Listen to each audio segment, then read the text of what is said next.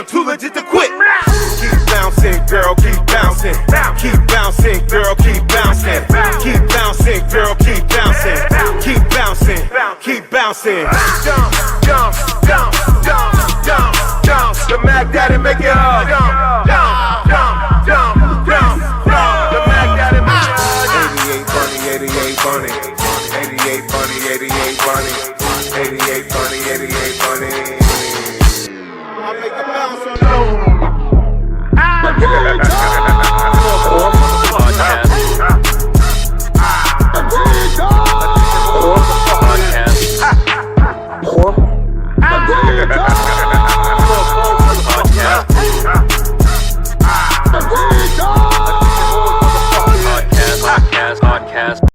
It doesn't matter the time or anything, bro. Reporting live from Attention Horse Podcast. Right. Doesn't make sense. I can't tell you, bro. All I can say is the world is different now. And the rules and regulations which we was raised upon to do, that shit don't matter no more. There's women out here. Like I said, prostitution is legal. Not everywhere, but yeah. Generally, in the mind, it is. In the mind? Because, yes, in the mind, because look at it this way. Like when I was coming up, to do what women are doing today was very, very looked down upon. Right. By women, not only men. Right. So now we're at a point where, I don't have to look down upon this shit. I'm making my fucking money and shit. Right, but they always was like that. They didn't care. Not you mean like openly? They're more open? No, they're more open, and it's just the rules are gone. Like they don't have to submit or whatchamacallit to any of these rules that happen anymore. All right, you got to give me a little bit more. What are you talking about? This could be a regular girl that never really did nothing too crazy. She's getting liked by all these guys. She's very voluptuous or has a body or whatever. So is she a whore? And she don't have to be a whore. Okay, though. all right. Whores. I'm talking about real street hoe, because when you said prostitution, it could lead to that. It could definitely lead to that. But in their mind, they might not see it as a street hoe. A lot of them see it as a hustle. Fuck all the bullshit. It's true, but you're still a hoe. A real hoe. It don't matter though. That's what I'm telling you. A real hoe. I think he here. It don't matter though. It don't matter though. It matters. It doesn't matter in today's world. I'm gonna ask him this. I'm gonna tell you why it matters, because a real hoe is gonna tell you that she's a hoe. And that bitch is not a hoe. But we live in a world where they don't even. It's like the prince and the pauper. It doesn't matter. It switches. Like what my man matters. No. And a bartender. Let me tell you. They're gonna. Wait. Let me tell you why. There's a thing online that if you could see, and this girl is this fly girl talking to this dude, and this dude's like, nah, no. She's like, she's getting at the dudes for how they act, and he's like, well, listen, you are a good woman. Like, she don't want to be treated like a hoe, but the difference is you're blending in with that culture. So you have the good woman. Right. You have the good woman that's dressing the part on some Dave Chappelle shit. You're not a whore, but you're wearing a uniform. You look like one. You're wearing a uniform. Like, but that's at the end of the day, if it look like a duck or quack like a duck, it's a duck, even if it's not. So that's their fault. No, you can't say that's their fault, because they get their lead from us, even if they don't say it. Yeah, they do. But you can't be mad the government, that nigga say, hey, you look like a whore when you dress like a whore. What the fuck, bitch? They don't dress like that. No, you know why? And we won't call you a whore. You know why? Because dressing like a whore is in. It's the thing to do now. Remember in school, you can't wear this, you can't wear that. Shit is kind of getting to the side. That school that we just passed, they were wearing regular clothes, and then at one point they were wearing uniforms. They're right back to regular clothes. It doesn't fucking matter. Right. Hold on. That's like me saying, man, I ain't no cop. I ain't no pig. I ain't no cop. And I'm dressing up in cop shit outside with niggas as police. Niggas gonna be looking like, yo, bro. But that you a cop? No. But why you dressed like one? But who's dressing up like librarians? And let me hit you with another one. Pause. Let me hit you with another one. The fact of the matter that Halloween has become, first of all, Halloween was based off of little kids and candy and scaring shit. Now grown ass people is wearing. Now it's all about adults and adult wear, like adult or whatchamacallit. Now they all dress like Thelma. They dress like Thelma. They dress like Thelma, and they make Thelma look hot. Right. I get it. They dress like Freddie, and they make Freddie look like any scary or any dress up thing. They make it look what in a what kind of way?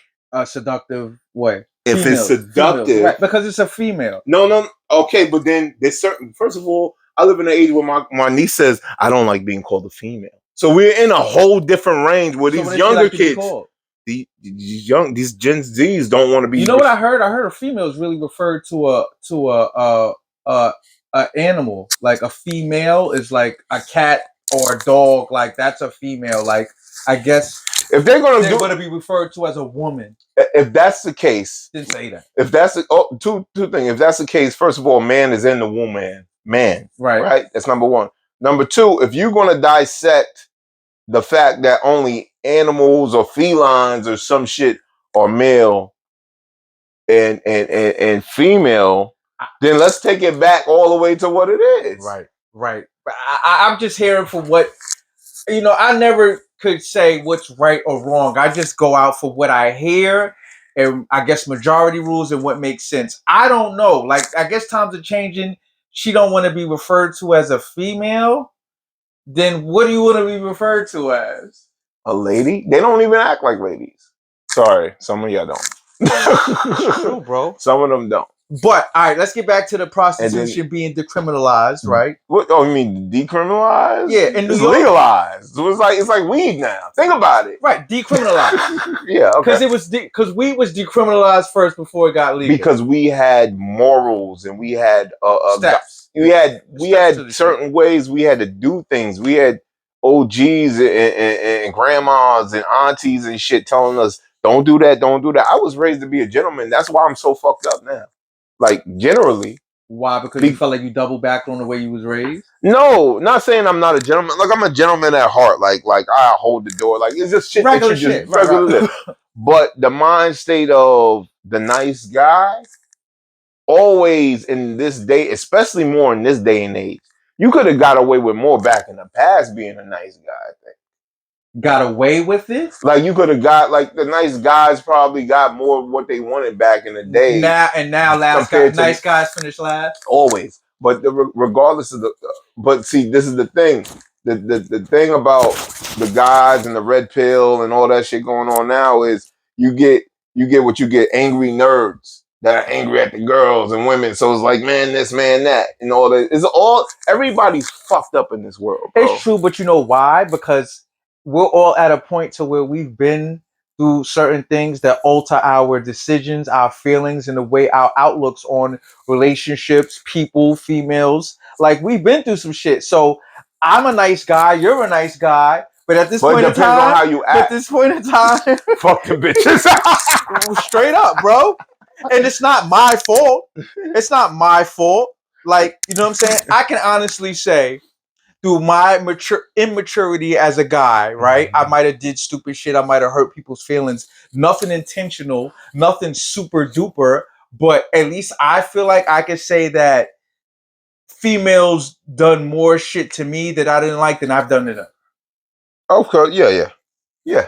So if you're coming from that lane of I'm just trying to be the guy that I was raised to be, right, and not trying to just randomly go and figure it out as I'm going. Yeah. You know what I'm saying? Because I didn't have no sisters. And a lot of times I let shit go. A lot of times a lot of shit went over my head. A lot of times I let shit fall right out of my hands, and it's like you learn from all that. And then if I become what I guess I'm become this quote unquote asshole of whatchamacallit, that's not I am reactionary to what you've been through, you've been told, how you been treated, like all that shit takes place, right? And I just think things switched a little bit because usually, and don't get me wrong, it still happens now. Like girls do get it bad. Females do get it bad because of fucked up niggas, right? What it is the guy with the guy that don't, the nice guy, the guy that don't get the girl is going after the girl that everybody else wants. Not all the time, bro. Not all the time. Not all the time. Not all the time. But there's a majority that I come from. the 80s where it was nerds and it was the jocks. The jocks get the baddest joints. The nerds get either whatever's left over or whatever comes to them, right? Right. Right? So now we're in a generation where the nerds have pull, though. They have money. They have things. These niggas got shit now. And now nerds and jocks blended in. Because you don't know who is who. You got my god brother is he looks like a football player, but he's a straight up nerd. He writes comic books and all that shit. Right, but he's built like a But there's motherfucker. nothing wrong with that. It's all depends on his character. This true. At And the his end of the character day. is that. His character is what? Of like not like I'm gonna go get all the girls. His character is not that. His character is opposite from that. Right. So it all just depends on what type of girls that he's attracted or gravitates to him, and then you gotta kind of like wing. You gotta wing it out. Let me see this nigga coming. Hold on, this is all. Wing it out, man. Let me get over here, man. This is Attention Whores. P.O. just went upstairs to go check on our guests. Running a little late, man. You know me. It's your boy 103. Check me out, man. 103rd Street ENT.com. Get your merch. You know what I'm saying? Get your music. I'm on all streaming platforms. You know what I'm saying? It's a new year. I was kind of down this month, man. Got sick in and out, but back. You know what I mean? And got some things going on. Back to the films. Start filming tomorrow, so that's gonna be nice. And next month, I think I'm gonna be doing some traveling back to Florida, of course, with my artist Diesel, my boy Big Diesel, man. Check him out, Big Diesel 93 on Instagram. On fire. So, that. Working on this podcast in New Orleans. I'm just waiting for the absolute confirmation. So we're gonna take care of that. And that's about it, man. You know, more music, more fashion, more films, more money, all that. You know what I'm saying? We going up for the new year, man. 2024. So there we go. Sound like they coming down. It's going down. It's going down. It's going down. There Where's we the other go. mic? You giving it him? I don't know. I got one. You got keep one. that mic. That's all right. I like to put Gifts. Oh, shoot! I feel the Peace, brother. I feel bumpy. Pleasure to meet you, man. Yes, sir. I feel so up. You good right now? You want to take this? Yeah, I'm gonna take this. All right, cool. Oh man, Yo, I hardly always get got gifts. something going on, man. Huh? Always got something going on. That's about the only thing I Got can to, say. man. I'm like, what else is he gonna do with this room down here? I've been in it for years. I might as well. Yeah, get this mic, man. Get your mic We on. already started. Actually, before we get, I want to throw that What's that? conversation to him Okay. because I'm gonna be in the middle. All right, we got to get to the root though. Where did we start? We started with You talked about how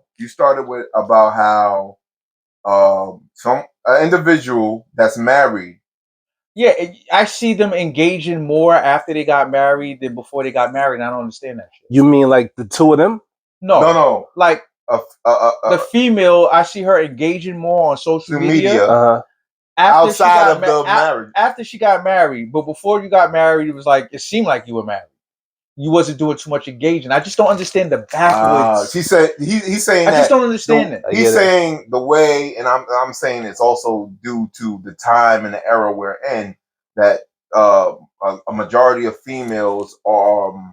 I tell them that they don't really have any rules to hold them to. Like You know what I think? I think the females deal with so many fucked up men. Females, call them Ladies, women Can't deal do with that so now. many fucked up men that they don't understand a good man or a regular man. They don't get it. They don't get it, bro. They do not understand. It can be that. It could be exposure. Yeah. You know what I'm saying? But Maybe there's it's exposure they didn't have before.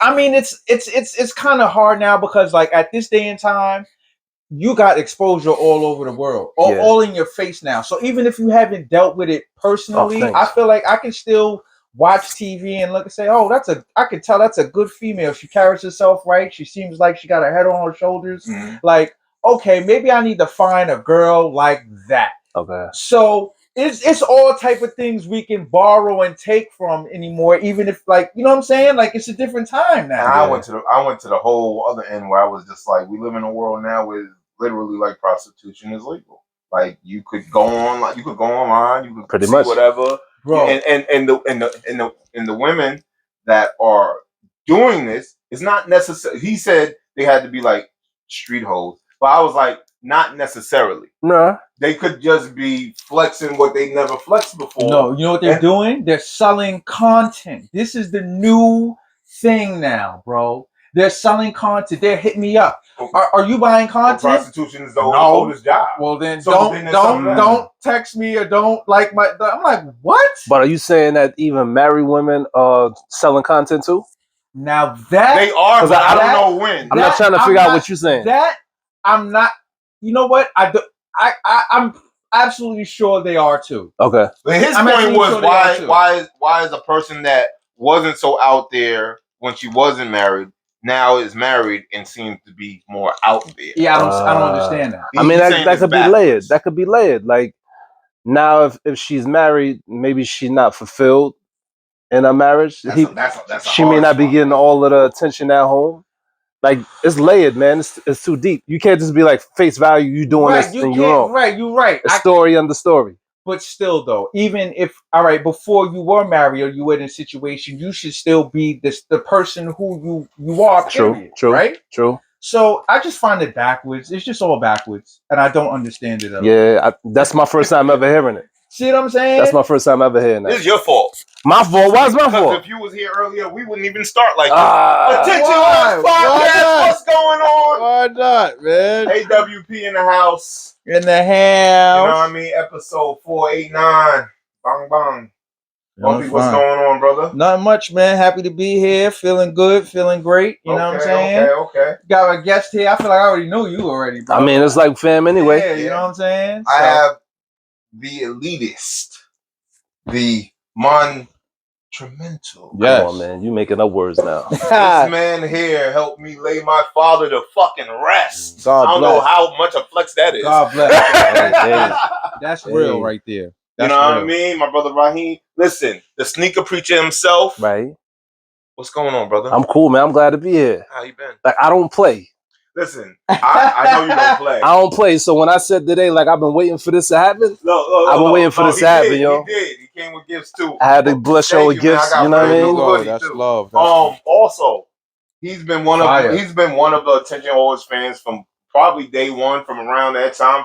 I've been doing this for what, 4 years now? At least 4 years, man. COVID. And this man has been following. I've talked to him. I told him sometime last year, I'm gonna get you on here. Yeah. I said it, but I know you be moving and grooving too. You know what I mean? And he comes from Bergen County. Bergen County, man. I say Bergen County because I was born in Hackensack. Okay, you Bergen. But I lived everywhere. You Bergen County. Like you name a town, I lived there. Real because people say Bergen County and they only been in Inglewood, Teaneck, right. So I'll run it down. I lived in Bogota, Bergenfield, Fairlawn, Inglewood, Teaneck, Hackensack. I lived everywhere. Right. So you can't get no more Bergen County than that. Here we go. You're right. Here you go. And this man here, I knew him for. I think I knew of you. Right. But when I really remember you from, like off rip, because I think you had stories. Why I always hear stories about motherfuckers before I meet them? You heard stories about me before you met me? Well, you know I know your friend up there, Tommy James. Oh, for TJ. TJ, shouts out to TJ, my man. You know what I mean? My on and off friend to the end. You know what I mean? I think I remember. Matter of fact, we have that picture. Damn, why didn't I put that up? When we was at the club. We was at the Zen, and I had the afro and the sweat on. Yeah. So everybody go back to the Zen? Yeah, you go back to the Zen with me anyway. You performing at the Z too? I met him through Murdoch. I think so. That's crazy. Yeah. But I heard stories about him prior to that. Right. I just never met them. You know what I mean? That's crazy, man. And that was like what? Oh. That gotta be like 09. So y'all was going to the Zen.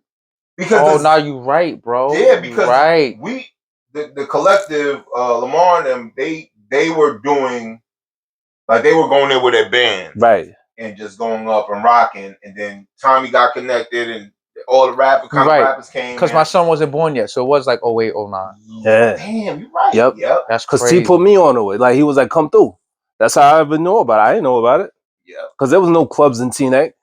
No, There they was, were. but we wasn't had a hip to time. it. It was a time. We wasn't hip to it. Like I told. Well, like Mexicali Blue or something? Nah, they had the main one was Geronimo's. You right. You right. Geronimo. You right. I kept getting stabbed I never up. stepped right. a day in there. You never been to I Geronimo? never been to Geronimo or Vinio's. You never been to none of the O's? None of them, Joe. None of I've them, never been to Vinio's either. I've been to Vinio's. Nah. I was there the day that big fight started, and everybody was like, "Oh." There was a big fight?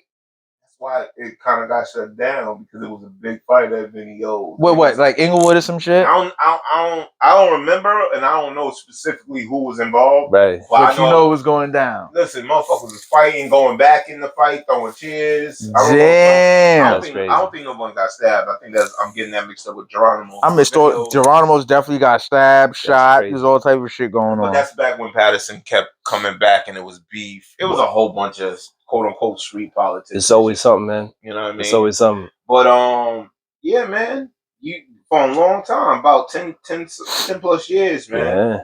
And you've been steady. Right. You know what I mean? Did you said community, right? That's it. I'm the assistant pastor at Community Baptist Church. What church did you come up in? Here's a crazy story. So because and hold go ahead. You came up with Tommy, right? Yeah. So it was Tommy, you, and another. Y'all used to do music, right? Exactly. All right, so go from. And that was Community. Okay, the small community. The small community. Yeah, that's back when I used to. So this is what it was. It was like with Rashana and shit. the basement was this size, and they used to throw like these like a hip hop, not really hip hop night. They had like a open mic night for all teenagers. Okay. On a Friday. All right. And I was living in Hackensack at the time, so I didn't even know TJ at that point. Okay. They threw this joint one time. Me and my man went out there. Andre, shout to Andre Lowe. He came through and told me about it and was like, "Yo, come through. They doing something at this church down in Inglewood." I was like, "Church? What?" Go to the church. Andre Lowe. Glasses. Yeah. He do music. He a producer now too. Yeah. So he like, "Yo, they doing something at a church or whatever," and I was like, whatever. I'll come and see what it's like. And it was crazy in there. It was fun. It didn't seem like church, and I was like, "Oh, if this what church look like, I could do that." Right. So I would have be there. You see girls. It was like going to the rink. You remember go to the rink? Yeah. And you see mad girls and music all over the place. It was that without skating.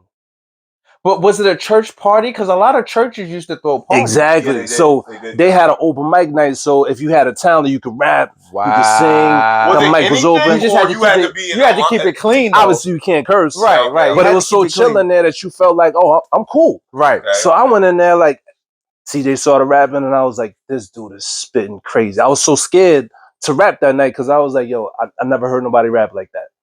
Nobody.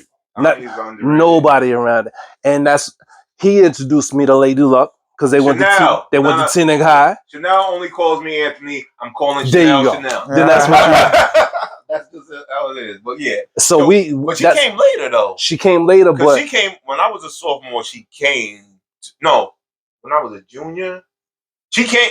Because she's 2 years older than me. She came on my sophomore year. So got you. So I didn't know her, but you hear stories about people or whatever, and that was Tommy's people.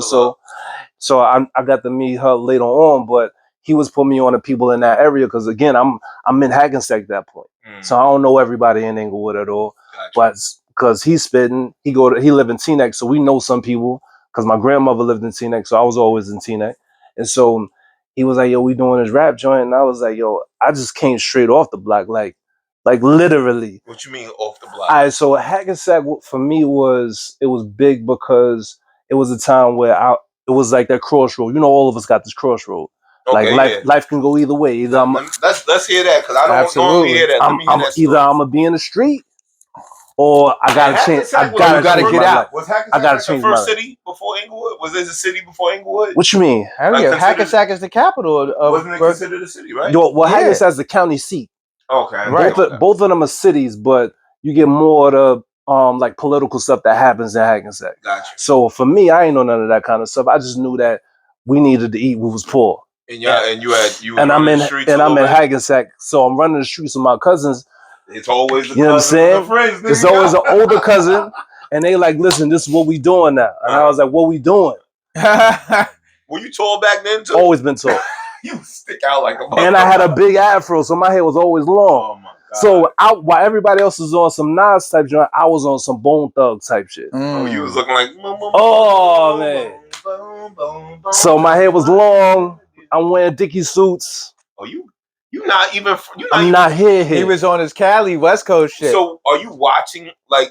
I'm watching videos. Are you rapping back then too? Not rapping yet. Okay, but you just influenced heavily. Heavily. Okay. So I'm with them, and they're like, "This is what we doing. We about to move some weight." And they started getting into the drug game heavy, selling coke. Okay. Where the money's at. And I'm like, wait. I ain't got the heart for it. So here, and we don't need to. Did you attempt anything? And just at that attempt, you was like, nah. No, I'll tell you what happened. I ain't even have to attempt. Okay. So I love sneakers. You know I love sneakers. That's a conversation we gonna have, right? So I'm the innocent dude that got sneaker boxes in the crib. That's supposed to be money in it. What they hustling for? Where we gonna stash? Oh. You go to church, right? Don't you go to church with your grandmother? Ain't nobody gonna suspect. You the mule. Ain't nobody gonna suspect. Nigga. Nobody gonna suspect. Oh, so I get to the point where I'm just holding for y'all, right? Mm-hmm. But here's the thing, man.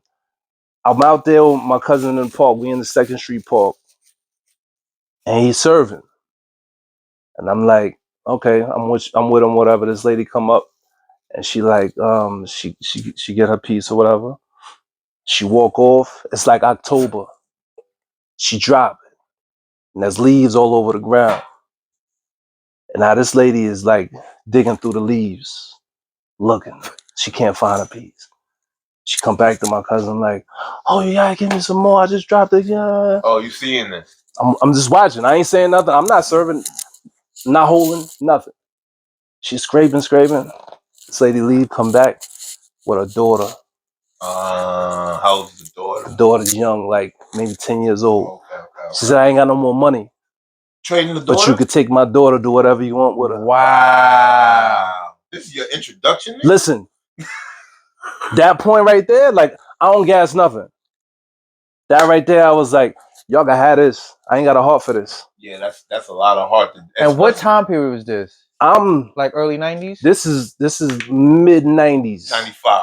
Around 95. Yeah, 95. If you're talking about after that, Luck in them, it was 95 up, yeah. 94. So before this is before 94, I meet them. 94. This is around there before I even meet Tommy and them rapping. I'm like, I got a choice to make because I'm so close to, I can do anything at this point, right? My grandmother making me go to church. I don't really like it because you got to get suited and all that. I ain't got no money for no clothes. So she making us go. But also I got this freedom out here because my mom she's not well enough to take care of us like crazy. So I'm the man of the house. I get to do whatever I want to do. So I got these suits. What you gonna do? Right. And I'm like, I ain't built for that. I can't go to the county. Okay. I know where this end up. You know what I'm saying? True. I've been around it too long to know how this end. County right down the block from you. I can walk there. Yo, that's hard. Yo, you remember when they built the brand new county and they put the sign outside that said vacancy? Oh yeah, I do remember. You remember that? That they was playing with us? Yeah. So they was wilding out. I was like, I gotta get out. And that's how, like, that's my real faith story. Like, never been perfect. Right. Always been around something, but I was like, that right there had to be an eye opener. That was a turning point. That was a turning point for me. Yeah, no, I definitely, you know what I'm saying? definitely see that. Yeah, you can't do nothing with that. You gotta have a crazy. Or you just gotta be wild and not get. You gotta not have no heart. You have no heart. You gotta have no heart. None at all. No heart for that. I could see that happening maybe in the midst of you doing it, but at the introduction, it's like, nah, I ain't no heart for well, that. Shit was already going on, so he just kind of got in at a time where you saw how real it was, and you make a decision like, either I'm with it or not. So Sneaker Life was first, though. Oh, Sneaker Life always been first. That's fun. So what your first, like Jordans and shit? Yeah. So Nike. First Jordan 1s and shit? Jordan 4s were the ones. Okay, that's what did it? That's what did it? Jordan 4s, yo. My man Louis was a ball star in T-Neck. He gets to get free sneakers all the time, or his grandmother buy him sneakers, right? So he had some sneakers one time. He had a pair of Jordan 4s. The whatchamacallit colorway, the Chicago colorway, red, white, and black or whatever. Yeah. Like the OG color. Yeah. So he wore them for like a year. He gave them to me when it was like the color was coming off the back. Starting to get yellow. So I go home, get the marker, the color in the black spot. Yo, I'm wearing them. Right. They new to me. Fact. Right? So that put me on the hunt. Like, I got to get my own. So it started off with, I wanted Jordans. We ain't had no money. So you know what happened? School time come around. Oh. You get your Etonics. Remember Etonics? Definitely remember Etonics. When you ain't have Jordan, you couldn't get a classic. Definitely remember Etonics. You couldn't get the suede joints. $65. Etonics, bro. Etonics is like Saucony's. Yeah. So if you couldn't get a Reebok Classic, you got a Saucony. Or if you ain't get a Saucony, you got some Etonics. Listen, I'm an older guy. You know, nah, those are old sneakers. Those are old sneakers, yo. School sneakers, bro. Buster Brown. Etonics. I don't know. No. Buster Brown, nigga. I don't even know Buster Brown. Etonics is kind of like Elise's. Exactly. You with it with a Diodoras. Right. You remember the old heads be like, I'm gonna change out the color on my Diodoras? Right. Remember that? Right. Yeah. That's 80s, early 90s shit. So I was still being a kid. Honestly, I wasn't really. Yeah, but still though, like it was all together. Yeah. Because remember when girls used to get fly, the only thing they needed to wear was a champion sweater. Right. If that. Definitely wear any Mickey Mouse sweaters. Exactly. Everything. With the 5411. I was just about to say that. Yeah, they could wear all. So it'd be purple on purple. You know what it is? That's a fact. Green and green. Yellow and purple, exactly. Whatever color it. I'm in comic books, I'm in TV, I'm in games. I was in that too though. No, but I'm telling you, I'm not where y'all at I get it. yet. I get it. Not until later on. Like my sister was running the streets with niggas doing whatever. I'm seeing that, but I'm not giving a fuck until like 13, 14. Then I'm starting to break out of that. Okay, I gotta get fly with this shit. Whatever. See, 13 is 12, 13. Like I'm out. That's when you're outside. All like summertime, you don't even know home. But first of all, my outside, I moved. No home. I moved. Yeah. I moved from where I would have been outside. But P, you was listening to music though. It didn't matter though. You was listening to music though. So when we was all little, we listened to, let's say, another Brad Creation. You know what they was wearing? Oh, they was Flea. Oh yeah, they were super Flea. So we was looking for that. Chris Cross, the jersey. Yeah. You know what I'm saying? Everybody was styling on cross colors. Yeah, I had the crazy. That's when like Jordans was a thing, but it was Nikes. It was all Nike. Bold, bulky joints. Nikes. Flights. Air Force 3 flights. Delta Forces. Shit like that. Early 90s. Yep. Right. I'll take it even further. When did the Air Force Ones become officially the street sneaker? Oh, it's always been. Before we were born. Yeah. Really? Yeah. White on white uptowns. You talking 77 dudes was wearing those before we was born. Yeah, but it wasn't the sneaker yet. Oh, it's always been that sneaker. Nah, you got. It really got. I get you saying. About the 70s, it got popular. More later. Converse and all that. You okay. You don't really get to. Actually, you don't really get to Nike till after Jordan and all that. No. The 80s. Nah. Before Jordans, Nikes was it, bro. Exactly. Air Force Ones. Air Force One started off. Air Force 2s, bro. Yeah, they had Air Force 2s. Air Force 2s. How Air Force 2? Yeah, that's big and big. You know the movie Big? Yeah, nigga. I watch Big. He has the Air Force 2. Yeah, no, when he's grown. I bought them because of that movie. See? The 87s. White and Navy. You, man. The White and Navy Air Force 2s. I'm down, y'all. I'm sorry, you guys excited. Right. What you talking about? Kicks. It's kicks, it's history, it's all that you together. Get me excited, bro. Yeah. All right. The Nikes didn't get real popular until what, mid 80s?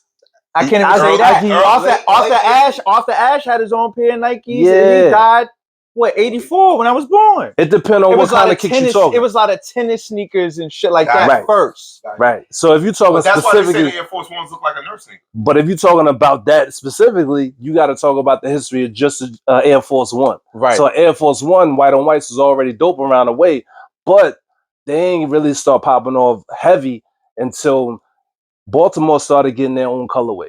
Okay. Philly used to get their own colorway. So anybody So it'd be white with like a blue or red stripe or Yeah, some shit, and- or check or And something. so say you lived in Baltimore, you came up to the city for a minute, and somebody was like, yo, where you get yours from? Oh, my man down in Baltimore, make a lot of they got the sense. brown and white joints. That They got make the a lot of blue and white sense, joints. right. So dudes from the city was going all the way to Baltimore. to Baltimore, And go Yeah. get those. cop those and bring it back up here. That's how they say like how Nike boots kind of like started in Yeah. Baltimore first. Yeah. Or whatever, It's or coming got back now, I popular think. there. Right. Now they've always been around, but Y'all but niggas right. dogged them. mentioning that, Y'all niggas Exactly. dogged them for a few years. I was like, Oh, bro, of course. I They was got told with comfortable. that. ACGs, Goa Domes, AC all of those yeah, together.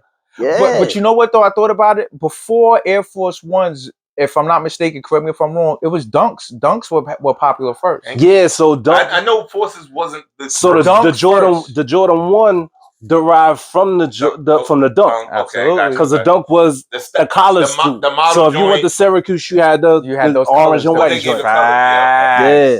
Facts. Oh, Jesus Christ. Yeah, Facts. this is my world, man. I see it. You light up like It's like crazy. The sun, Yeah, man. he got me excited It's too, crazy. bro. For Because there's real. nothing like a fresh pair of kicks. Like you can have old clothes on. You get a fresh pair of kicks. It's like getting a shape of a Exactly. clear cut. It just changed it your day. magnifies it all. It changes every time I'm thinking about a pair of kicks. I'm thinking of a sunny day when I'm 14 I was just in the gonna summertime. say it goes back to the time period Yeah, and things that came out around that time, and even you might even seen somebody back in the day with the sneakers on. It just resonates in your brain, like, oh, Run had those Exactly. in '80. I need those before in my lifetime. That's what it's like, right? Well, that's sneaker life. It is. That's it. That's Well, it. you come from that. Yeah. And when I first heard the term sneaker preacher, I kind of chuckled a little. I was like, really? Because when we first met, we talked about a couple stories. One I'm not going to mention. You know which one that is. Just so you know. Yep. Not gonna, you know what I mean? But, and then another one was your sneaker fetish kind of thing. And I was like, so he's in the church and he's kind of doing this. When did you get in the church? So after rapping so much. Mm-hmm. So he was rapping first, sneaker first, rapping. Exactly. He said after rapping so much though. That's funny. Yeah. Is this gonna? Nah, you good. You good? Listen, I'm gonna tell you off rip. You be you, I'm gonna be me. I know that, but you know what I'm saying? You still gotta be respectful though. Yeah, you're being respectful. I'm at your house. You know what I'm saying? We still people. Family, and I ain't having you. We still people, man. We still people. I'm good. I'm good. You know so here's the thing. Church. So when it came to wearing kicks, me and TJ and everybody else. Shouts out to my man Rich. Rich was the singer of the group. We kind of formed the group after we kept going to the open mic. Okay. So we ended up forming a group. So we traveling. We 16. Hopping in the car, Rich's dad is like our manager, taking us to different churches and all that. Cause y'all rap. Cause when I meet, not to go back and forth, I meet Tommy. We had the crew over here, right? Just rapping, and then I'm hearing like, oh, yo, I rap. I do like church rap with my guys over here, and I'm like, really? I didn't know, that was happening at the same time. So it's the same time. Okay. So you said I'm not doing the street thing. Right. I'm going straight church. Like I was like, this is what it is. And I can rap. So I'm like, oh, that's like I could do this. I could do this without So we out in the Bronx one time and we go to the bodega after being inside the church. We rap and do our song or whatever. We come out and some dude came to me and was like, yo, you believe all that stuff y'all was rapping about in there? And I was like, yeah, yo, for real. And he like, explain it to me. So you got to picture yourself at like 17 trying to explain what you heard in church. I'm breaking. Is this guy grown man? Nah, he like our age around it, but he wanted me to break it down, and he was like, "Oh, I get it now." So at that point, we driving home, and I was like, I felt God saying to me, "That's what you're gonna do for the rest of your life, explaining to your people what it is to understand who God is." That was another turning point in life. Yeah, that was another pivotal point. Exactly. No judgment, because he came up to me because I look like him. I'm talking like him. Yeah. We got the same experience. So he's trying to see, like, you're coming from this point of view. Right. Why I can't see it from this point of view. I want to see what that is.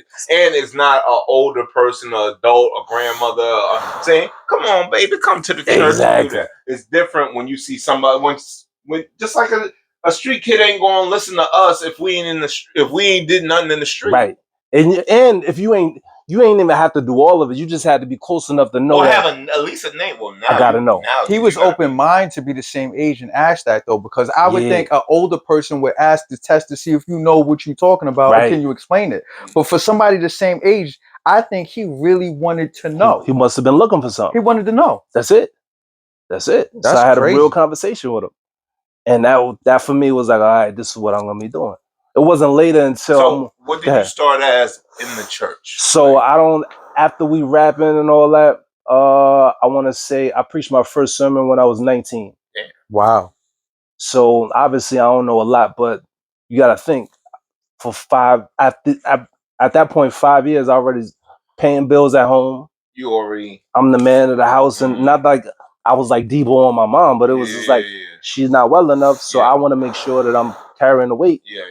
I mean that welfare check $315 with 5 people in the house don't go too far. They ain't gonna push nothing. So you gotta go and get it. You gotta work. So and I was got siblings. I got brothers and sisters. Right. Who gonna buy their school clothes? So that's why I had that choice. I can make that money easy, but how long I'm gonna live, or how long my brother and sister gonna have me? So I had to make sure I did what I had to do on the right way to be able to get that money for them. So it took you about 5 years. About 5 years in the church to get to the point where you're. Because here's the thing: in that 5 years, I know what I'm supposed to do, but I'm like, I don't want to do it. Did someone push you to that? Did you get that, or were you training? Like I'm trying. Listen, I'm a Catholic. I came into Catholic school. Got it. So I'm not an altar boy. No. Stop it. I'm just not. I'm not. So my thing, like. I always tell my mom took me. I remember going to my first Baptist church, right? And me not really I'm done with it because it was so much. Yeah, it's too much. And I'm like, I'm used to my 45 minutes. Yeah, my nailed to the pew. Yep, it's quiet. Bang, bang. Yeah, I don't expect nothing of it. Yeah, I don't expect that energy. Yeah, I love the energy I get from the Baptist church. It's just sometimes it goes on. I get it. I get it. Yeah, let's wrap this up. It'd be hot. It'd be hot in there back in the day. All that. Yeah. So you got to think I'm experiencing that too, and I'm thinking the same thing. Because the only time I went to church was when my grandmother was like, "I know y'all ain't eat this week, so I'm cooking on Sunday." But it's for the church. But make sure you got to come to church first before you go to eat. Right. I knew how to do it. So that's what it was, and then that's what it came into play. She know I ain't got no real clothes to wear. Wear what you got, baby. So I go get my freshest cake. And I walk into church. And the older people were like, you can't be dressing like that. And I was like, so what you want? Either you want me to come, or you want me to wear my freshest. I was taught in the church, come as you are. Exactly. I remember some things, goddamn. There you go. You right. So I was challenging that at a young age because I'm like, where you don't come as you are. Wear your best. Right. Well, I had my best pair of Reeboks. I mean, and that was the birth of the sneaker preacher, right? Nah. Oh, the idea was, but the name ain't come until later. I'll tell you about the name later. Where did we get to the name, man? The name. So when I moved to Baltimore, I moved to Baltimore, and I'm working at a church down there. This is years later.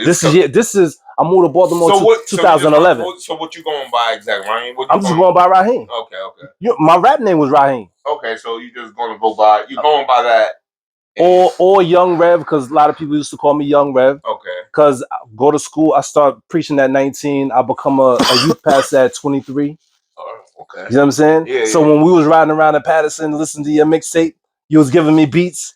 Jesus. You know what I'm saying? You see? Don't act like I ain't been out here. What mixtape? Right? It was like 50 million mixtapes. That's crazy. Yo, you know he came up with he always like, I got a new single. I got an idea. New single about to drop. Yeah, I did. Yeah. All day. I was in front of everybody's faces a lot. Right. Because as you supposed to. You blessed me with a few beats. Yeah. Yeah. Yeah, I did. I tried to get a lot of people. Because I was around Patterson passing out flyers to the parties I was throwing at church. That's crazy. Because every New Year's Eve, dudes in Patterson was like, we ain't got nowhere safe to go on New Year's Eve. We want our kids to go somewhere, and the old heads was cool with me. Like, yo, you got like coaches and all that. They was like, you got something positive for my kids. I got you. New Year's Eve. So I did the same thing my grandmother would do. You can come to the party because it's regular music. It ain't gospel music. The regular party in the basement of the church, but you got to come to church first. Wow. And if you want to bring your peoples with you, here's a ticket, because I gotta have a ticket to make sure that you was in church first. Oh, what? Wait. You get the ticket at church? Yeah.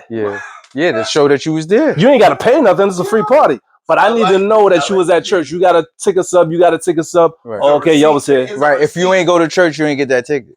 We had parties from 12 o'clock, no, from 1 o'clock to 5 in the morning in Patterson. Wow. Nobody got hurt. Kids was coming like, yo, I need to come and be a part of this too. Right. And it was something positive. And then that's how I built my name up. I moved to Baltimore. While I was in Baltimore, people heard about what I was doing in Jersey. They was like, oh, we got a job for you at a church, whatever. And while I was down there working at a church, this dude was like, yo, you wear sneakers all the time? Shout out to my man Miles. Miles just passed away, Miles Garrett. God bless. But he gave me the name. He was like, you wear sneakers all the time. And you a funny preacher. Like, you be telling stories. I'm going to call you the sneaker preacher. And he started me on a track of like recording my stories, recording like what I do. And I'm pretty much like, he kind of gave me that name and the moniker to keep going with it. Okay. Yeah. So we jumped. I've actually hit a couple points here, but you've told me how you started your love for sneakers, Right. and you told me that you had two choices coming up. One led this way, one led that way. You followed that way, Right.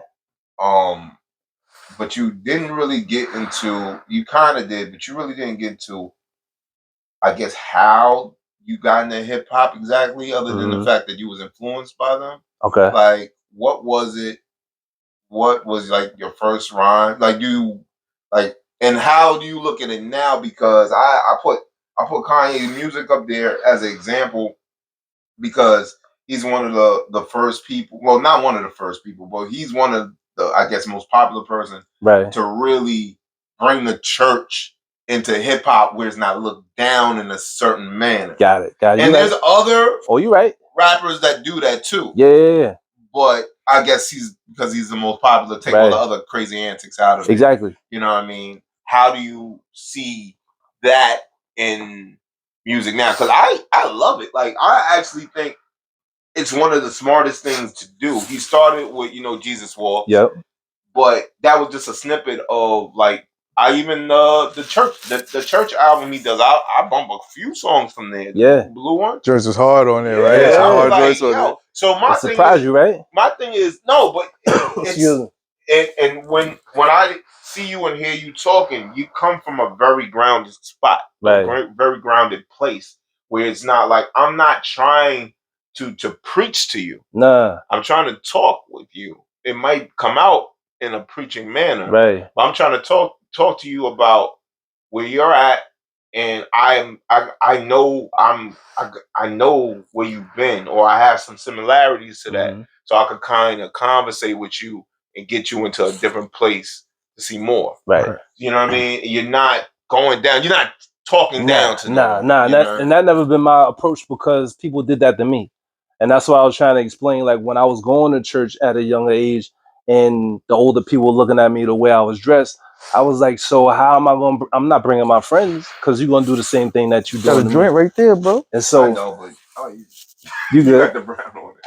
And so, to answer your question from the beginning, like, what's my introduction to hip hop? My introduction to hip hop was video music box. Yes. You know what I'm saying? Here we go again. It's nothing like, it was nothing like rushing to get home 4:30, and you see Nas for the first time in the Illmatic Ain't Hard to Tell video. Damn. Ralph McDaniels directed that shit, bro. Yeah. Which is crazy. So I got an older sister, she's about 10 years older than me. Shouts out to my sister Nanette. Right. So she was able, her boyfriend, husband, whatever way you want to say it, he was putting me on the early music, EPMD. He put me on the music. So I was the one, like, I had to change the tape in the car. Right. You flip the tape, right? You want to ride with us? You flip the tape. They always got you to do something. I'm always doing something, right? They always doing something. So those are my heavy influences. I didn't know until I got older that Rakim was talking 5%er. I ain't know that Big Daddy Kane was Asiatic. So 5% too. Yeah, so I'm just listening to the lyrics, don't really know. And I'm listening to them like, yo, they holding their faith down. Yeah, well, me coming Very true. I came from the quote. Well, I went to Catholic school and Catholic church because my grandma wanted me. Right. Usually, West Indian grandma. Oh, you going? All right. I wanted to go to public school so bad. It's like, oh Jesus, I got to wear this burgundy cardigan and shit. Yeah, burgundy cardigan. Matter of fact, shout out to Hoodie Black. He went to the same school I did. Hoodie down. Which is crazy because you know what's crazy? I found because I'm my doctoral research because I'm in school for my doctorate now. My doctoral research is the bridge between hip hop and faith, right? So now I'm trying to I'm doing research on certain celebrities and hip hop heads. Biggie went to which one? Catholic school. He went too. to Catholic school. Yeah. Which is crazy, right? Seen that shit in So DVDs when and you shit, hear him talk documentaries. about life after death and you hear him, reciting Let lyrics. me tell you something about Catholic. How deep that is. School goes. Catholic school, like in a later. That's what he knows. In a later age, I could His go, mom, West Indian. It makes sense She threw now. that nigga in Don't it Catholic make sense school. now? Like, oh no, you're not going in them streets. Nah. You're going to Catholic school. Yeah. There are a lot of stuff that happens in Catholic school for people, but we all grow up in that, right? But yeah, you come from a different mind state because everything is kind of strictish. Yeah, it's not as loose as the other churches or schools and stuff may be. So when you break out of that, you kind of like, now I'm really living. Yeah, you kind of like, let me see what is really out here and stuff like that. But like with hip hop and video music box and all that That's stuff. what I knew. So for me, knowing hip hop, reciting lyrics, you learn. The first rhyme that I learned was "Ain't no half stepping." Oh shit! You know what I'm saying? So you coming from the classics off rip. Off rip. Yeah, so that's crazy. That's all I'm introduced to. In my house, my mom will play. We will watch Apollo at 1:00 in the morning. Oh yeah. On a Saturday night. Yeah. And you know who performing? You gonna see Special Ed perform. You gonna stay up for Dougie Fresh. You gonna stay up for all these. So that's all I know. Right. And then my cousins in Patterson were my cousin Junior was a DJ. So every time we went over to Patterson on a Saturday night, we already heard music too. So you hearing old school music, you hearing the new school stuff, you hearing what you hearing? You hearing rappers delight, you hearing all that old stuff, the rapping which dude. have his roots here. Yeah, rapping dude, the hard, like what? What is that? Nah, that's early, bro. That's crazy, right? I remember hearing that early. Yeah, like 3, I heard 4 all of years that old. through my sister. Oh, brr, stick 'em, stick 'em. Yeah. You know what I'm saying? You hearing all of that? Fat Boys production, Curtis Blow, and all Fat Boys was niggas loved the Fat Boys. They had. I watched Crush Group the other night. See, it was funny and it was rap. Always like it all goes I watched together. that right after. Orderly. Nah, you can't. Disorderlies. So you come from where it's like you just missed a different life direction. Right. Got on this life direction and it led you to where you are now. Right. You are a preacher. Right. An influencer. You are. Oh, okay. I'll take that. I'll take that. You're an influencer. I like that. You're a motivational speaker. True. You're an author. True. What else? A dad. A family man. Husband. A family man. Yeah. A husband. Shout out to my wife, Janelle. I wouldn't be here if it wasn't for her. Because I told her we were on our way to family vacation, and I was like, "Hey, I got a message from my man P.O. He want me to be on his podcast," and she was like, "Oh, that's dope." I was like, "Nah, hold up. Let me tell you the name of the podcast." It's always. Let me tell you the name. Just I wanted to see what her reaction is gonna be. Right. First off, my wife from Harlem. Oh. Tab projects all day. She gonna tell you that all day. So she down to earth just like I am. Oh, okay. But I just wanted to see what her reaction was going to be to see what it was. She was like, "Oh, I love it." Everybody has a brand. Yeah. Right. And this is my brand. You have a different brand. Right. I know you. We're cool. You have no problem with it. But I also think, like, I don't want to be the guy that be like, oh, why were you? No. I want that though. You don't understand. I want that kind of. I want that kind of. You like that smoke? You know why I like that look? Because it's so safe to be in church and say the same thing that everybody believes. Right. I'm supposed to be in settings like this so that I'm encouraging people like you supposed to be a regular person. When you got a relationship with God, you're not supposed to be like, all right, I'm home. What we gonna do? Oh, we gonna play Uno all night. We can't leave the house.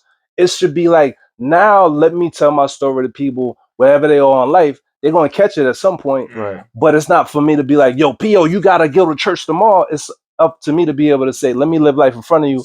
I'm a regular dude like you. Right. But you never get that if I don't come the way you are. No. You know what I'm saying? No, you gotta be regular. Right. Because no one, if you come higher, what is that word? I can't forget. If you come like on some high end shit, yeah, they're gonna look up you like, who are you and why are you looking down on everybody else and shit like that.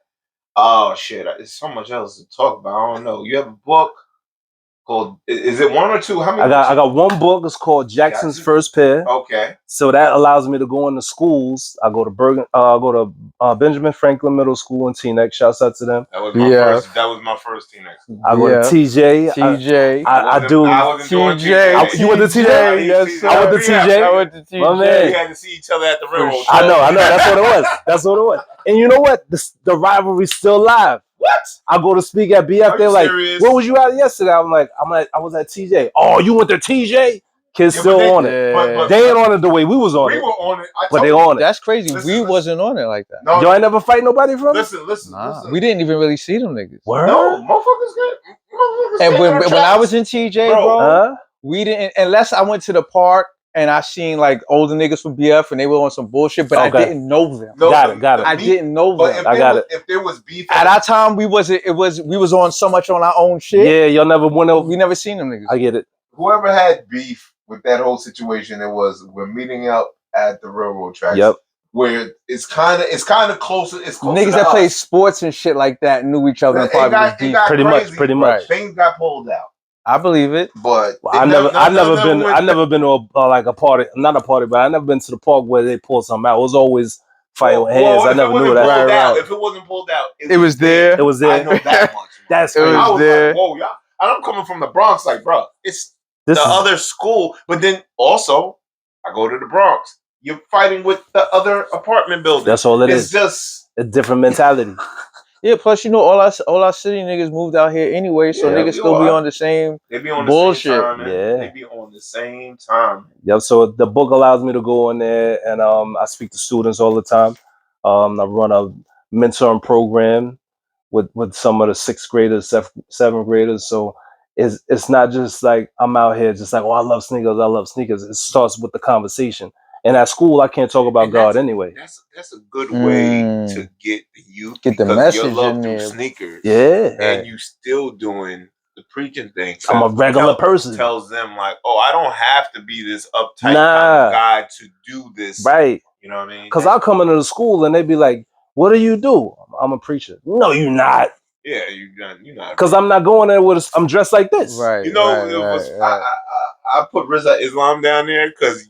You and him when I see him, I kind of see it's like he's in the Islam part of it, right. You're in the like Baptist part of it. So I'm just like, it's kind of y'all good guys. Y'all looking for the answers to everything, and you're just speaking the best y'all can and to get people your community back. That's it, man. Get the message. So who's Jackson? Jackson is my son. Okay, I knew that. So now I got 2 sons, Jackson and Miles. Miles need a book too, so I just wrote a book for Miles. It's called Miles and Mommy, because the first book is about me and Jackson going shopping for his first pair of kicks. Now this story is about Miles. He's growing up and he's wearing his uniform for sports. And my wife is like, "You always gonna be my little baby." And he's like, "Come on, Mom." Right. Oh, growing up, I'm a big boy now. Big boy. You know what I'm saying? Shout out to Rahlina. This is her book here, Beautifully Broken. And she also had a book before that was for twins. Nice. So when I seen that, I was like, the children's book is becoming that's the best way to do it. A good footstep into like writing more, Yeah. or like a novelization or anything else you want to do like that. That's a good little way to do it. Yeah, we got a lot of authors here. You know what I mean? That's what's up. Is still on the ball. Yeah, my boy Sage. Nice. You know what I mean? That's Queens, right? Okay. Yes, sir. You know what I mean? I have to put these up here. Yeah, it falls fucking. Southside. Yeah. And I'm in my book mode, so I'll pick those up. I definitely pick those up. Yes, man. Dude, that's an interesting book here. I gotta finish it, and then I gotta finish hers. I always told her I was gonna finish it. Hers getting to some. Gotta finish it, man. It's a lot. You know what I mean? But shit, man. I don't know. You're a motivational speaker too. Yeah. So what I do is, as a sneaker preacher, I use that as my brand, and I use that to encourage people. I came with gifts. You got your shirt right here. So Fire. when I go to a school, when I'm speaking to students, I'm always encouraging them to do two things: get out the box and get off the shelf. Because all of us got a pair of kicks that you love, and it's kicks you wear every day, but those are your beaters. Like, you want to get them messed up, but those kicks that you really love, you put them up on the shelf. Right. But nobody know you got those kicks until you put them on and show them. Right. So you got to get out the box as a person. Nobody know the skills you got until you get out of your block, get out of your basement, get into the world and show your skills. And then you got to get off the shelf and get out the box. Right. Once you get out the box, you off the shelf already. Right. The shelf is a place where most people stay in, like, a safe. Right. Comfort zone. Right. You know what I'm saying? But you got to get off the box, get out the box, and get off the shelf. And that's how I inspire students all over the place, all over the country. That's super dope. And then I infuse my story, you know, ups and downs of being in school, growing up with a mom who dealt with depression and schizophrenia, you know, just being poor and all of that. Once I'm relatable, then they're able to be inspired by what I'm telling them. Right. Absolutely. What else you like to talk about, bro? What do you want? Absolutely. Any questions for me? Before I'm gonna any questions for you? I'm gonna end it with my father thing, but I want to know what you got to say. Yo, what inspires you to start this podcast, man? The podcast thing? Let me see. Well, you know me because I've done music. Yep. I've done a production. I've pretty much done everything except for acting, kind of. Okay. Like, he's the actor. Do a little bit. Okay. He's doing his thing. The podcast was something that inspired me when I first. I thought about today. My brother Truth and Tron over there, they had a podcast. They had me there like 2018, 2019, 2018. I think 2018, 2019, right? And we had a great time, and it was real. It just flowed. And, and then when I look back at it, I was like, I'm real comfortable, very talkative. Right. It wasn't like I was stuttering or whatever. And even if I did, I just play it off. Yeah. So I was like, oh, I got a knack for this. Right. And then I was like, well, when it came to music and rapping a lot, I was always running after and chasing people to hey, look at me, look what I got. Right. Look, you know what I mean? Yep. I need this attention so I could continue, you know what I mean? And I always, no matter if I had a Elmo out or already or whatever it was out, you know what I mean? You got to continue with that thing. Yeah. And, you know, I was getting old. I'm 44. I'll be 44 in a month. A month from today. Okay. I'll be 44. So I was like, shit, man, let me try this podcast thing out. Right. And my idea came from me and my homegirl. We used to trade on like relationship stories. Okay. So this would be great. Yeah. So, but she had ended up leaving, going to Virginia.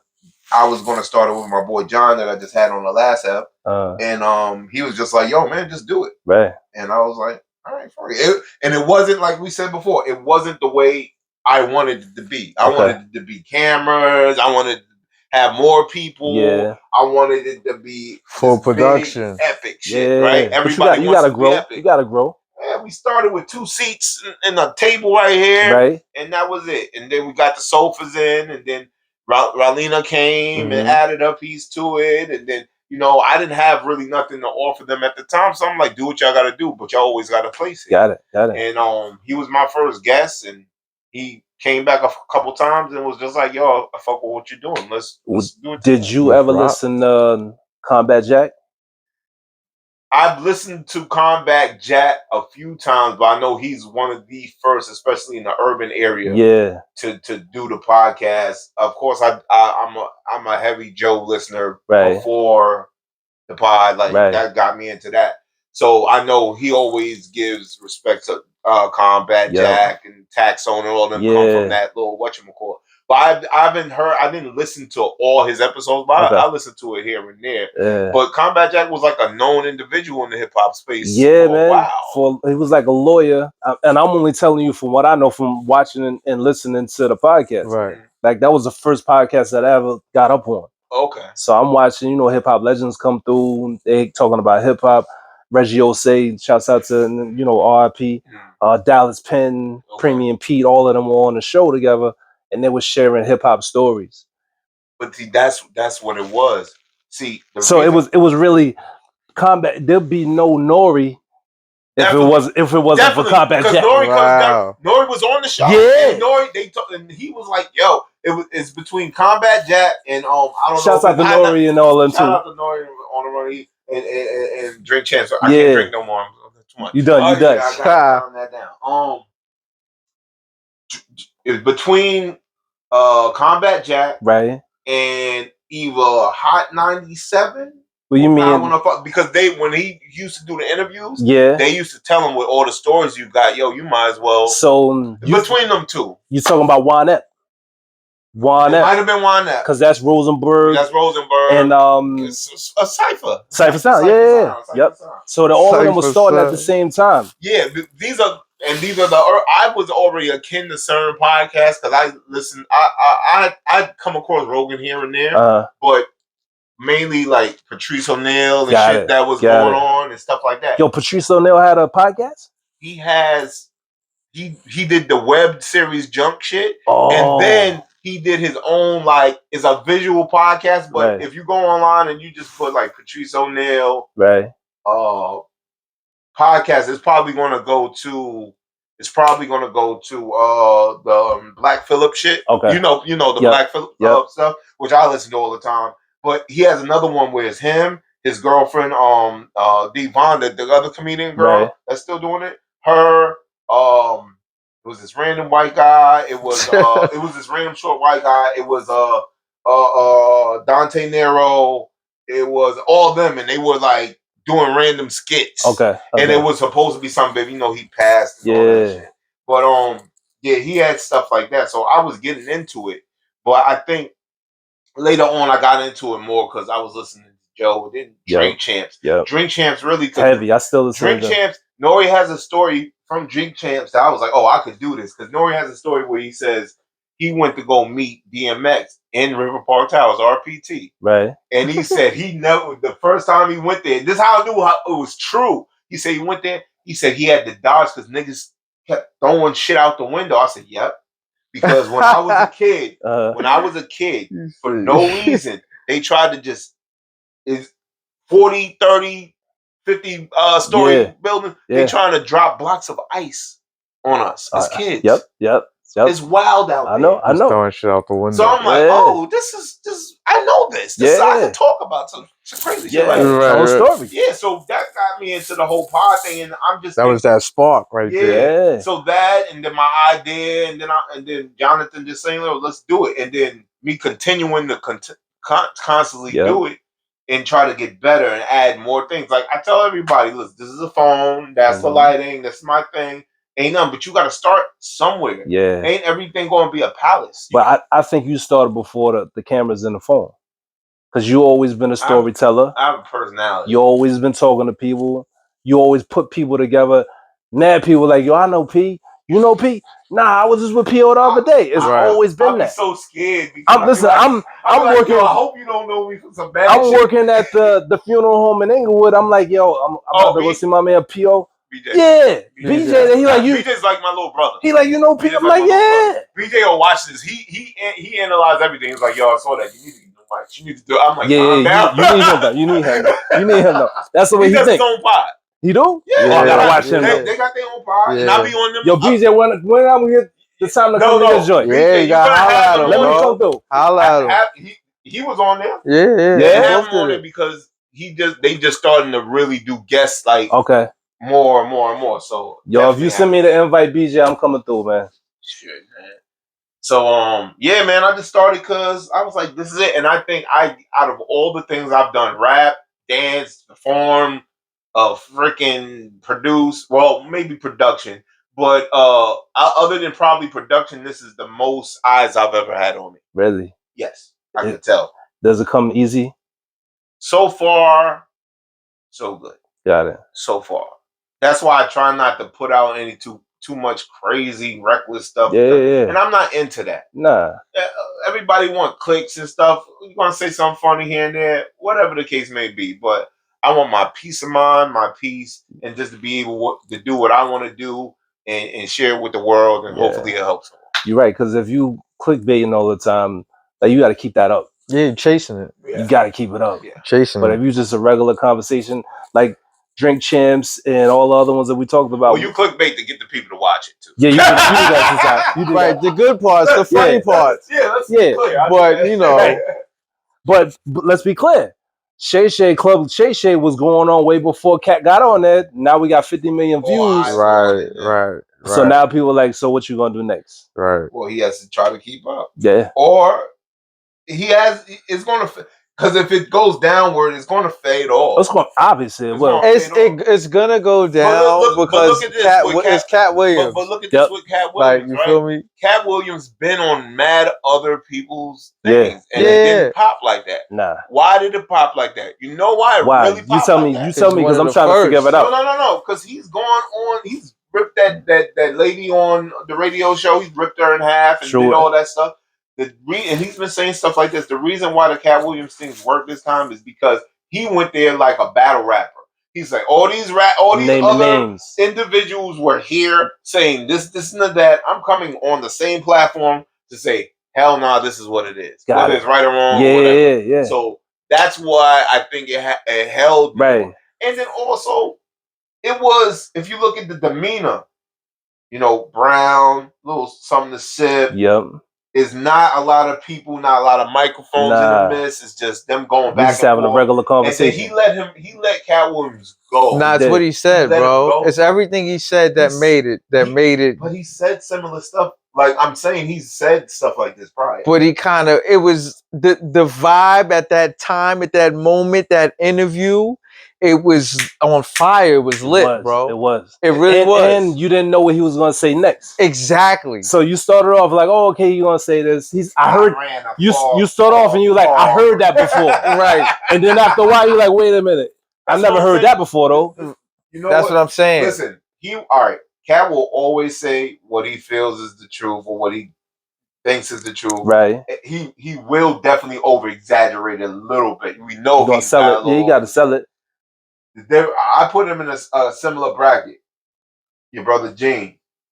Gene has said the same thing since he's been on all of those things. Right. I told him before, I was like, your story never changes. Right. And that's why I fuck with you. Right. Because your story never changes. This is what it is. I was there. This is what I saw. All that other shit is for the moon. Right.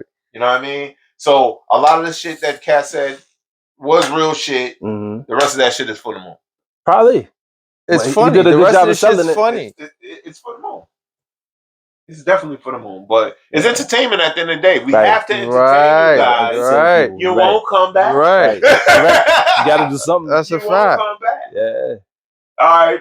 We need an hour in here. You got a little crazy. You came a little late. You owe me. My bad. I ain't in a rush. Man. No, you ain't no rush. Yeah, we chilling, man. I'm here for y'all. Thank you, man. AWP. Man. Pop Dukes. Yeah, man. So my father died around, it's almost 10 years now. It's going to be 2 years, it'll be 10 years. Shit. God bless, 8 years, almost 8 years, 7.5 years ago, Mm-hmm. 2016. Me and him, like I said, we've always had a shaky relationship. Okay. When we respected each other and everything was on the up and up, it was. And when it was shaky, it was hella shaky. You know? But that's just two men in the same house, probably. That's probably that ego thing. But he had passed away, and my father was never one for funerals. Really? No.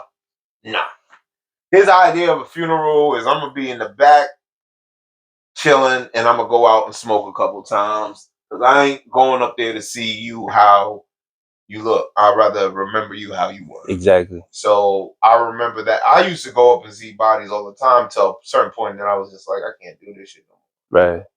So when he passed away, we was like, no, we're not doing that. I don't like funerals in the sense of showcasing the body. True. Just showcasing the body. Mm-hmm. So we was like, we're gonna have a memorial. Like we'll have pictures, we have videos. Mm-hmm. You know what I mean? We're gonna get them cremated. So we was like, we need somebody to preach everything for us. I was like, damn, I don't know who we could get, and I thought of you. Mm. I was like, let me hear RAHEEM, see. You know what I mean? If he's perfect, and he came right through for me on some. Well, I called you like a few days before. You called me like at least 2 days. At least 2 days. short notice. Yo. Because I want to say 1 day, but it might have been 2 days. It might have been. That's funny. It definitely might have been. And I think you were so caught up in your emotions, you ain't really tell me exactly. You was like, "Come through, my pops passed. I need you to come through," and you didn't give me the details. I didn't tell you nothing. Oh no, you told me the day of. No, I tell you the day of. Yeah, in the parking lot. In the parking lot. I did. Yeah. I was fucked up. That's why I really was fucked up. And all I said, I'm here for you. I knew what because I mean, who else came? I had a couple friends and stuff. Yeah. I don't know if Tommy came because remember his father passed exactly the same exact time. Yep. The same exact time frame. Yeah. His father passed away. Wow. Yep. Yeah. It was crazy. But I had a BJ was there. Yep. Bryce was there. It was a few heads there. And yeah, I think I did. Maybe I did. I was running around. My head was all over. And I expect that. You know, I'm used to that kind of stuff. I don't even know. Did we benefit you? What did we do? See? I just told you I was going to be there for you. Right. And that's all I needed to do. Oh, man. I told you, you tell me what you need me to do and I'm here. Yeah, he did. I pull up. I did exactly what the family needed. I told him what it was, and he did what he did. Yeah. He said a few words, made everything was right. You know what I'm saying? Because I'm always respectful to people that is always respectful to me. You ain't never disrespect me. Your people always been cool with me. I show your mom respect. She always, with a hug and a kiss. So that ain't never changed. So I'm like, we always been people. You just happen to know somebody that's a preacher. Right. And since you already knew me, why not have a person that respect your family, respect you, come through and show love? I appreciate it, bro. Really, I do. I've never forgotten that too. I've never forgotten that. And it's big for me that I think the biggest accomplishment or biggest compliment somebody can give me is people that knew me from back in the day before I became a preacher. To be like, that's my man. I treat him like that's his ride. Right. Because I don't ever want nobody to be like, I was going to ask you, but now you're a preacher now. I don't think we can talk because you different now. And I still smoke weed. And I'm like, nah, you a person. You know what I'm saying? I'm just like you. I saw so many people, speaking of my parents, and my mom passed in 2018 too. Oh, but and I didn't, you going through yours. So I'm like, I went through mine. I got to be there for you. So what I did was did all I needed to do with my family. And I was like, I know this feeling. I got to be there for my man. Right. So when I came through for you, it was just a natural, you got to be there. When we lose our parents, it's different. Yeah. You know what I'm saying? Your mind is a different. It's different. It changed you. Yeah. It definitely can. And it also depends on the age range too. Yeah. How well or aren't well you may take it or whatever. Yeah. But I'll keep it funky with you. I don't know my dad. I didn't grow up with him. Last time I saw him, I was 4 years old. Oh shit. Is he still out here? I don't know. You don't even. So what I'm saying, I'm saying is, even if I hear about, like, say he passed away now, and somebody tells me now, I'll still be hurt. Of course, still your dad. Blood. And then hurt for whatever you have of him. Exactly, the memory. Yeah. And I'm hurt off of the fact that he's your father and he's not here now. And I ain't get to share. Yeah. So when your podcast pop off, the first person you want to tell, oh, I gotta tell my pops, but he's not here. That feeling, nobody can feel that feeling. I wonder what he would think about this shit. boy, what you doing downstairs? Right. Bro, you know the spirits are here now. Oh man, yeah, they don't leave us. They don't leave us. You know what I'm saying? That man stays with me all the time, and I see him every time I look in the mirror, especially when I drink something. Especially when I drink something. Yo, man, Ra, I thank you for coming, bro. Is there anything you want to say, talk about? Nah, I'm here.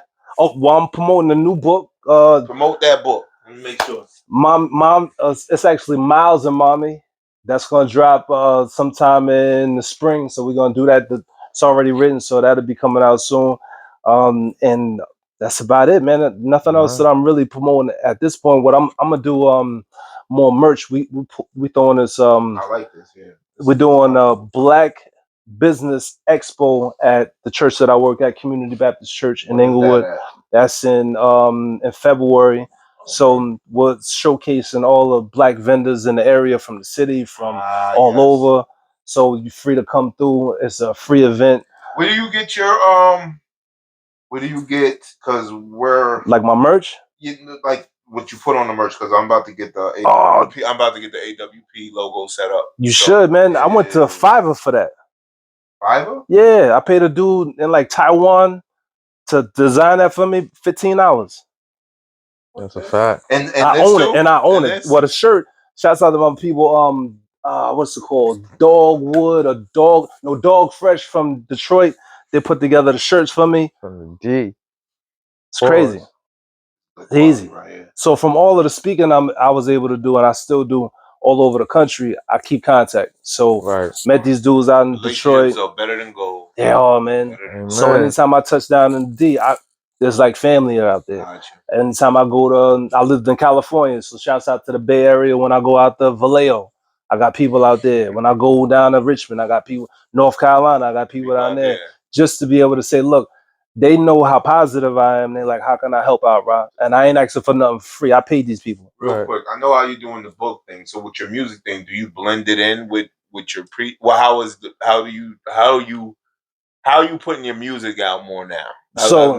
Which is crazy. The last, before the pandemic hit, I threw an album release party. Okay. And that's the last joint that you'll see online. It's like an EP. It's called Now You Know. Now You Know? Okay. Right. So you'll see that on there. Not What You Think. My bad. Not What You Think. You'll see that on iTunes. You see that Not What You Think. Title. It's called Not What You Think. Okay. So that EP, that's like maybe 5 songs. I did that, and I did a party in Rutherford just before. I did it in December. Everything shut down in March. Right. Okay. So I wasn't able to promote it like that or whatever. But that's probably the latest music that I have. So it's on. Like I've tried to promote it with my page, that Sneaker Preacher on Instagram, and when I'm preaching, before I preach, I'll do a song. So kids are like, I ain't coming to church, and then I start you wake them up, right? You wake them up. Oh, okay. You wake them up. Or even if I go to a school, they're like, oh, he's gonna come in and speak. He a regular speaker. Nah, let me do this real quick. Right. Come light it and get it lit. Real quick. Is there anybody else in your lane as in the I don't want to call it preaching game, but you know what I mean? Like, is there anybody else that comes with like not urban, but like more like themselves? The branding. The branding. So there's a dude named Pastor Tommy. Shouts out to Pastor Tommy down in Tampa, Florida. He got a church called what's it called? I can't think of the name of the church, but the church is all hip hop. So the way that he present, he'll rap beforehand, and then they have like break dancing contests. Like all 5 elements of hip hop are seen at the church. Wow. So they do outreach. The outreach they'll do is like we giving out free ice cream, and then they'll have somebody rhyming on the corner, or they'll have like a freestyle battle, and then he'll give them like money to a stranger, like here. You won the battle, so here's $200 or whatever. Yeah, that's dope. So there's dudes around, and then shouts out to my people out in crossover churches in Tampa, Florida. That's Pastor Tommy, and then out in Chicago, Lawndale in Chicago, my people out there at the Firehouse. Shout out to Phil Jackson. They took an old firehouse in Chicago and converted it into like a community center where you can learn how to DJ, you can learn how to rap. They teach you how to become a chef. They teach you all of these life skills. It's funny how in school. They took all that stuff out of school to learn. Yep. And now you gotta find a whole new. You gotta find some place to do it. Right. So what he does is that whole organization they give back to the community in a positive way. So they don't really call it a church. They doing church things. They don't call it a church. So they not like beating people over the head with faith. But that's part of the tenets where they get to learn about God and themselves. You know what I'm saying? Nah, that's super dope, bro. Yeah. I like that a lot. Got anything to say, Bumpy? Man, I'm just kind of flabbergasted, man. It was Schmick? Nah, man, that was great. Everything he said, it was a great interview, bro. I love that. I loved it, bro. Thanks, man. For real. You Good. cool. On a roll, rolling. Yeah, on a roll. So, I don't know where we ended, guys. But we were talking a lot and kind of missed it. But as I was ending it for the 5th time here, I asked this man here to bless the podcast, to bless these individuals, our families, and to bless you guys. So let's end it with a nice prayer. Let's do it. All right. So God, we thank you for the night. We thank you for the podcast. We thank you for how you use this podcast to touch so many lives. I pray, God, that you continue to bless P.O. and Bump, God, on all that they have in their minds, or they have their hands to do whatever they're doing in life as far as like being creative and all that. I pray that you bless everything that they do, God. I pray that whatever's said on the podcast will inspire people, encourage people, and in their individual lives, whatever they're going through, I pray that they get themselves through it. And then at the end of the day, at least thank you one time in their lives to say, I got through it because God was on my side. It's in Jesus' name we pray. Amen. Amen. Amen. I want to thank Raheem for coming through this. Oh, no doubt, man. Yes, sir. Good friend of mine. I want to thank Bump 103 as always. Yes, sir. Glad You know to be here, what I mean? man. Even though we arguing over the intro to this, figure it out. Craziness. Oh man, we had a good one though. Definitely a good one. You know what I mean? No doubt, man. Always love, man. You know what I mean? Always. And Well, good to meet you, man. Yeah, pleasure, man. You know Y'all that. never We gonna met. flick it up. Nah, never. Never met I officially. only watched on them podcasts. I never met you in real life. We probably know the same people or something. Probably Just like definitely. that. We already Just know like PO, that. Always, so yeah. yeah. He the glue for most people. Right. Thank you, man. Shoot. That's how it be, bro. Be needing that, bro. Because some people I would never ever know. Yep. Unless it's through somebody else. That's how Yeah. it go. That's how you get most of your jobs too. Connects. Like, yeah, true. You know, bro. That's how you definitely get most Who of you your jobs. know, Man. what you know, and who you know. Yep. But I want to end this for the 5th time. Okay. But is nothing else y'all want to say? I'm cool, man. Thanks for having me on the We show. Out, B. We out. You know what I mean? See you on the next one. We should be on the next one coming soon. Shout out to Rylena. We got something special cooking up. Nice. All right? Word. Peace. Word.